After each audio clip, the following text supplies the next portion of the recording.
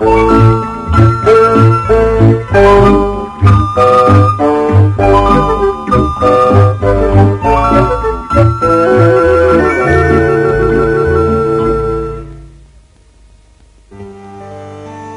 abordons aujourd'hui les degrés supérieurs de nos hautes études électriques. Alors, résumons les choses pour ceux qui n'étaient pas là. Dès que sur une source de tension U, mesurée en volts, on branche une résistance R, mesurée en ohms,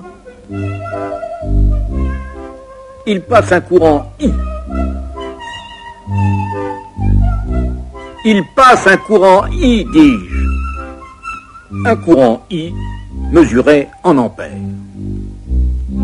Oui, d'accord, on sait bien que les électrons vont du moins au plus. Mais les messieurs qui avaient découvert l'électricité ne connaissaient pas encore les électrons. Ils avaient décidé que l'électricité allait du plus au moins et avaient basé toutes leurs formules là-dessus. Comme on a gardé leurs formules, on a gardé aussi le sens conventionnel du courant qu'ils avaient choisi. Le courant est le même en tout point du circuit, sans cela, ce ne serait pas un circuit. Mais ces trois grandeurs sont excessivement liées. Par exemple, R étant fixe, si U augmente, I augmente. Si c'est U qui est fixe, quand R augmente, alors là, I diminue. De sorte que dans tout circuit élémentaire, dès que l'on connaît de quelconque des variables, on calcule facilement la troisième. Ceci grâce à un petit jeu de construction fort simple, qui vous permet de retrouver toutes les formules dont on a besoin.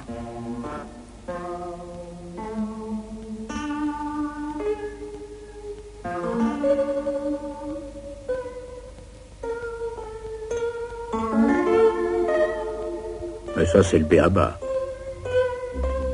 Maintenant, petit intermède. J'ai un poste à transistor qui marche sous 6 volts.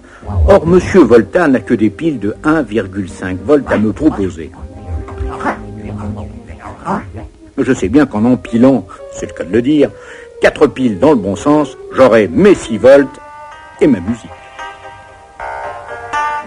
J'ai fait ce qu'on appelle un branchement série. Les tensions des générateurs s'ajoutent.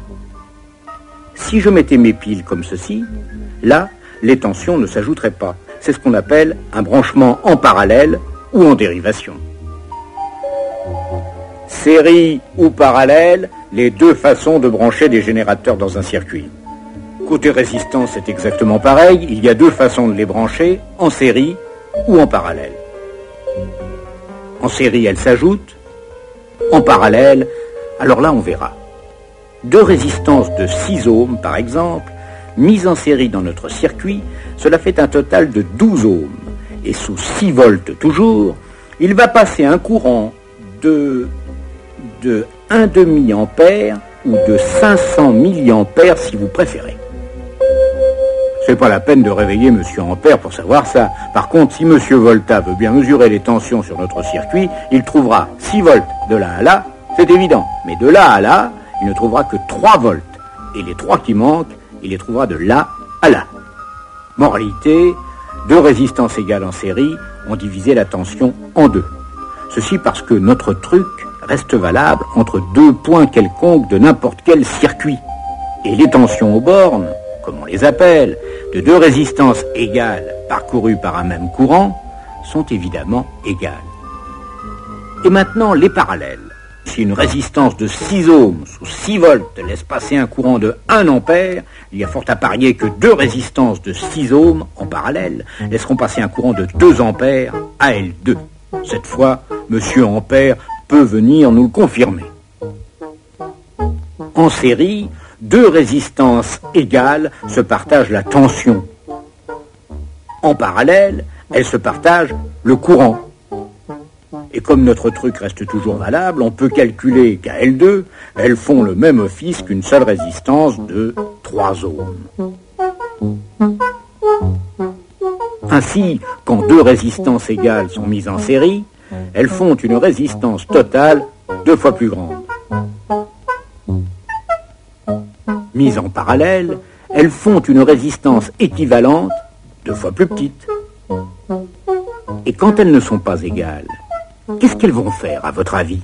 Vous trouverez peut-être d'ici la prochaine fois.